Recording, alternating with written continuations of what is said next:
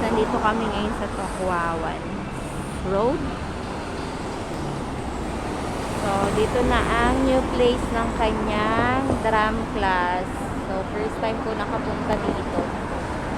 At okay naman siya. Parang madaming napasyalan dyan sa mga gilid-gilid. Kaso hindi nga ako nakapasyal kasi nga nag-stay ako dun sa school niya. Sa drum class niya. So, ayan yung bus dito. Ayan, ganyan. Ano ka? 85 bucks yan. Ano? You're going to Maunchan? Ha? Yes? 11K tayo, uy. Ano ka dyan? Baka kaya. Hindi ka busy ka cellphone na. Can you don't talk? I just want to listen to the music.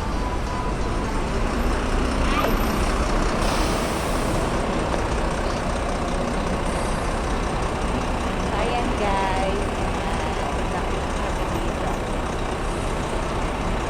Ayun na guys, thank you for watching.